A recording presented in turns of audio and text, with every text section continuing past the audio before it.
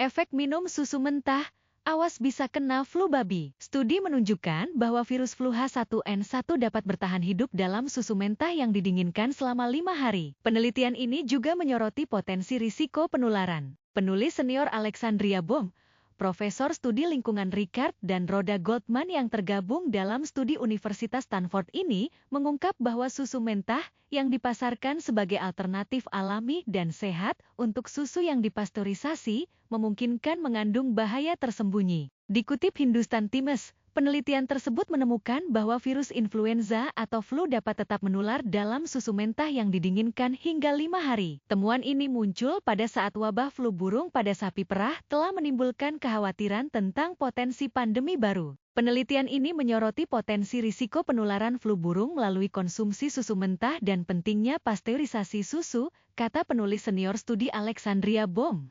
Lebih dari 14 juta orang Amerika mengonsumsi susu mentah setiap tahunnya. Tidak seperti susu yang dipasteurisasi. Susu mentah tidak dipanaskan untuk membunuh patogen yang berpotensi berbahaya. Sementara, banyak penikmat susu mentah mengklaim bahwa susu mentah meninggalkan lebih banyak nutrisi, enzim, dan probiotik yang bermanfaat daripada susu yang dipasteurisasi dan dapat meningkatkan kesehatan kekebalan tubuh dan pencernaan. Badan Pengawas Obat dan Makanan sendiri mengaitkan susu mentah dengan lebih dari 200 wabah penyakit dan bahkan Pusat Pengendalian dan Pencegahan Penyakit memperingatkan bahwa kuman seperti E. coli dan Salmonella dalam susu mentah menimbulkan risiko kesehatan yang serius, terutama bagi anak-anak, orang tua, wanita hamil dan orang-orang dengan sistem kekebalan yang lemah.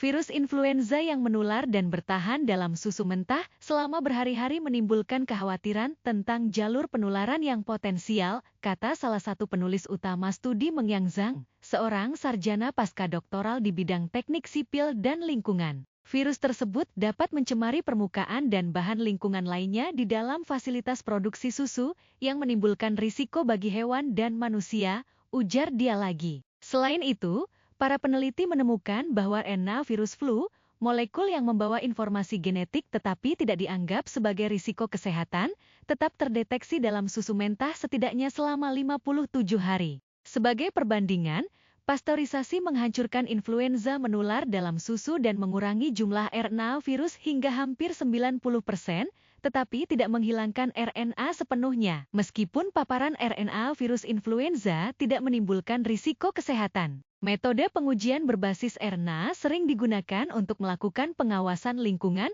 terhadap patogen seperti influenza. Persistensi RNA virus yang berkepanjangan dalam susu mentah dan susu yang dipasteurisasi memiliki implikasi untuk penilaian keamanan pangan dan pengawasan lingkungan. Terutama karena banyak teknik yang digunakan dalam pengawasan lingkungan mendeteksi RNA, kata salah satu penulis utama studi Alessandro Zulli. Meski flu burung belum terbukti berbahaya bagi manusia, virus ini dapat bermutasi menjadi berbahaya. Deteksi flu burung baru-baru ini pada sapi telah menimbulkan pertanyaan tentang potensi penularannya melalui susu dan produk susu lainnya.